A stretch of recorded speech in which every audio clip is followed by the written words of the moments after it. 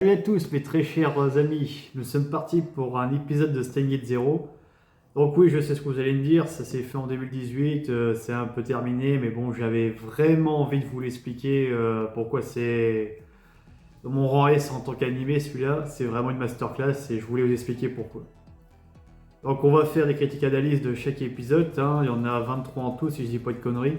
Donc là on va faire l'épisode 1 aujourd'hui. Et bien évidemment, je vous fais un petit récap de la première saison, si on peut dire ça comme ça, car c'est vrai que pour ceux qui ne connaissent pas, c'est peut-être un peu dur au début. Donc dans la première saison qui s'appelle Steins Gate tout court, on rencontre un groupe de 3, Okabe, Rintaro, Itaru Ishida et Mayuri Shina, qui sont des amis d'enfance, enfin, en tout cas Mayuri et Okabe, et Daru ils se sont rencontrés plus tard avec Okarin. Du coup, ils sont dans un labo, ils font des petites expériences comme ça, et puis un beau jour, ils tombent accidentellement sur une expérience qu'ils ont fait avec un micro-ondes qui permet plus ou moins d'envoyer des messages dans le passé. Suite à cela, s'en est suivi des longues théories, des rencontres avec de nouveaux personnages, et tout ce qu'on pouvait faire avec ce qu'ils appellent les D-Mails, du coup, les mecs qui peuvent modifier le temps. Donc après avoir traversé plusieurs routes pour sauver tout le monde de toutes ces conneries qu'il a entre guillemets fait au Karim, bah du coup, il arrive finalement un été où il a réussi à sauver tout le monde. Grâce à Suzuha qui vient du futur, de l'an 2036 si je dis pas de conneries, dans la ligne, je sais plus si c'est bêta ou alpha, mais bref, elle vient pour rectifier le tir. Donc c'est ce que Okabe réussit à faire entre guillemets, parce que dans cette version-là de Steins Gate Zero qu'on va étudier justement, et ben c'est une version dans laquelle Okabe a renoncé à rejoindre Suzuha pour sauver Kurisuma Kise et empêcher la Troisième Guerre mondiale. Car il a été tellement traumatisé de la mort de Mayuri et de toutes les autres morts qu'il a vues durant ses différents voyages dans le temps, que du coup il a préféré, on va dire, sauvegarder la ligne, ce qui semblait pour lui la plus safe et sous son contrôle, entre guillemets, encore une fois. Donc voilà. Dans le Stargate original, ils atteignent finalement la ligne qu'ils appellent Steingate, où là du coup ils sauvent tout le monde est heureux, tout le monde est content et tout le monde vit sa vie quoi. Et dans cette timeline là, du coup, c'est la timeline qui démarre où Okabe a entre guillemets abandonné quoi. Je dis bien entre guillemets, on expliquera pourquoi après.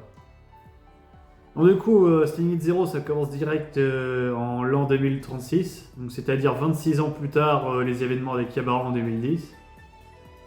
Donc on est directement dans le futur, car avant on voyait pas trop le futur dans Steins Gate premier du nom, mais là on a vraiment des images et on voit vraiment ce qui se passe un peu dans le futur.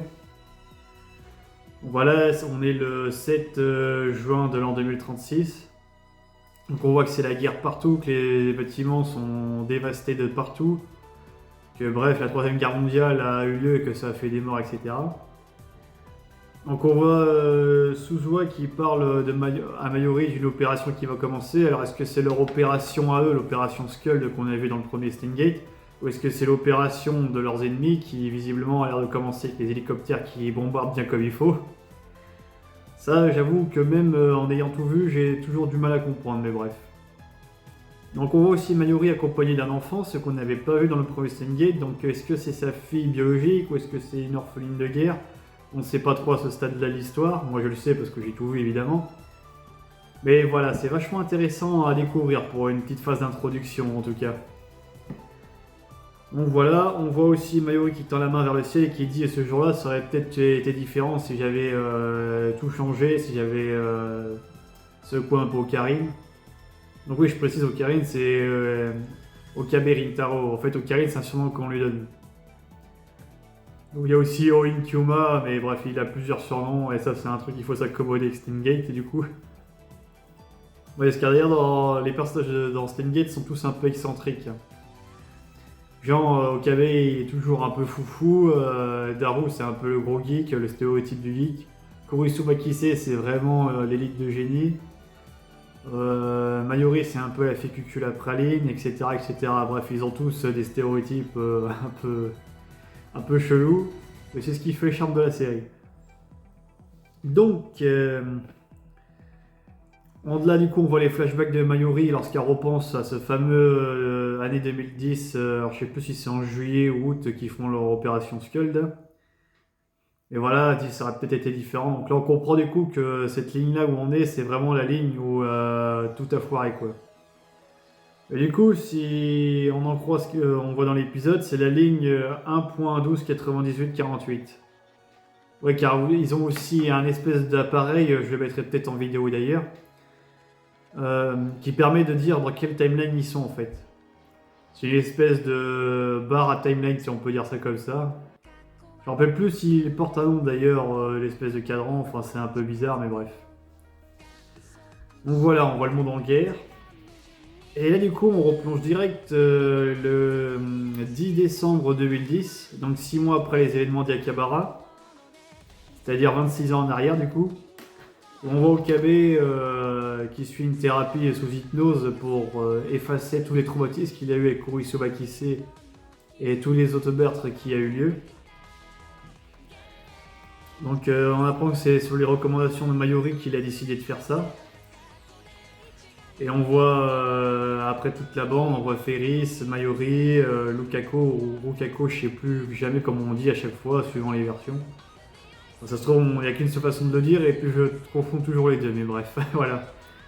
On nous montre un peu toute la team dans leur tenue d'hiver, ils expliquent grosso modo tout ce qui se passe depuis 6 mois. Donc voilà, Okabe dans son université, il est plus en vacances, il fait étudiant en tant qu'électronique. Il participe à des cours de tennis, il va à des clubs de rencontres, ce qui choque beaucoup les deux filles qui sont à fond sur une Kyoma, on peut dire ça comme ça. Ils sont même un peu déçus de lui d'ailleurs, mais bref, on sent que le Ocarine, justement, dans son comportement, qu'il a complètement changé suite au traumatisme qu'il a eu l'été dernier. Il était toujours un peu foufou, la joie de vivre, etc. Là, il est vraiment devenu une personne, entre guillemets, normale. C'est-à-dire, il s'occupe juste de sa vie d'étudiant. Il fait des activités normales et il veut plus s'occuper des voyages dans le temps, il veut plus être dedans, il veut vraiment vivre sa vie normale. Et on voit qu'il est constamment déprimé, constamment pas bien. Il essaie de faire comprendre aux autres qu'il va bien. En fait, il le sait au fond de lui-même qu'il va pas bien et les autres le remarquent aussi assez souvent d'ailleurs. Parce que Mayuri fait souvent référence à Kabara, au labo et tout ça, et on voit que Ocarine est un peu choqué, un peu en mode ouais, mais j'ai pas trop envie d'y aller, ça me rappelle des mauvais souvenirs quoi. Voilà, on sent qu'il y a une petite réticence. Donc on voit aussi Daru et Suzuha dans le labo, qui eux n'ont pas abandonné le combat. Du coup, Suzuha du coup a décidé de rester toujours avec sa machine à voyager dans le temps au cas où Okabe changerait d'avis.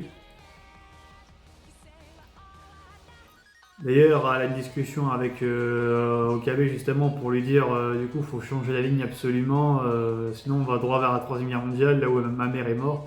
Car on apprend que la mère de Suzuha s'est fait mitrailler par un drone dans le futur. On sent que ça impacte Okabe, mais qu'il a quand même essayé de pas y aller, de toujours rester dans cette ligne, parce qu'il a toujours peur que ça soit pire en fait. Et il se dit que de toute façon, peu importe ce qu'il fait, dans tous les cas, il y aura toujours un retour du bâton. Il l'a vu avec Mayuri qui est morte plus d'une dizaine de fois. Pire que dans Kaline dans South Park, je vous jure les mecs. Mais voilà, c'est quelque chose qui l'a beaucoup traumatisé, du coup il veut rien changer du tout. Voilà.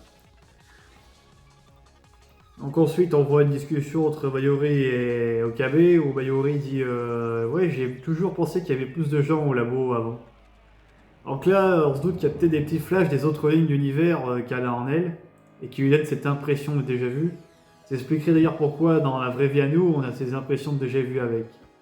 Bah, y a un film qui est basé entièrement sur ça, je sais plus comment il s'appelle, de Stingate là, qui est après la suite du 1. D'ailleurs que je vous recommande de voir, il est vraiment pas mal. Puis il parle un peu les déjà vus justement, c'est intéressant. Donc voilà, Okabe lui fait comprendre que non, tu délires, il n'y a jamais eu que nous trois, le labo a toujours été calme, machin. Mais tout le monde le sait à sa manière que c'est pas vrai quoi, on sent que c'est une façade. Donc aussi, ensuite Okabe a des flashs de Kurisu morte de partout, donc ça on revient à son traumatisme, hein, on voit que ça l'a vraiment marqué. En même temps, tuer la femme que t'aimes le plus, je pense que ça laisse pas indifférent, j'ai envie de dire. D'abord, nous on regarde ça d'un point de vue extérieur, mais dans la vraie vie, si on aurait fait la même chose qu'Okabe, est-ce qu'on serait pas détruit à la fin? Est-ce qu'on n'aurait pas tout envie de claquer, de dire bon allez j'abandonne, de toute façon c'est pas de mon sort, j'ai aucun pouvoir là-dessus, je pourrais rien changer, c'est finito. C'est à méditer franchement, mais ouais. Donc ensuite on voit Okabe qui va à une conférence où il y a des gens de l'université Victoria Congrega, je crois, un truc comme ça. Enfin bref, la même université qui était Kurisu Bakise. Et là, il fait la rencontre de Mao, du coup, qui est Mao Yajo, qui était l'assistante de Kurisu Bakise, qui est très petite et d'ailleurs qui est choquée de son âge, je crois qu'elle a 21 ans, si je dis pas de conneries. Qui est très choquée de sa taille pour son âge, comme tout le monde d'ailleurs, ce qui a lui fait répéter Mao que ça fait 4 fois qu'on me le dit et tout. Enfin voilà, un petit gag dessus, c'est sympa vite fait. Et le plus important, c'est quand la conférence va commencer. Alors, on nous présente vite fait Alexis Lesquiniel, et lui, dès le début de l'épisode, même quand j'ai commencé à Stingate Zero pour la première fois, il y a toujours ceux qui étaient louches, tu vois. Parce que, bon, pas parce qu'il y a toujours des ennemis en mode américain, mais je sais pas, il y avait un truc qui clochait, quoi, chez lui. Donc voilà, ils font la présentation, Mao et Alexis Lesquiniel, de la fameuse Amales, qu'on parlera dans l'épisode prochain, parce qu'il y aura pas mal de choses à dire dessus. Bon, sur ce les amis, je vais vous laisser pour cette première critique analyse de Seigneur Zero. J'espère qu'elle vous a plu et moi je vous dis à très bientôt pour une prochaine vidéo. Ciao!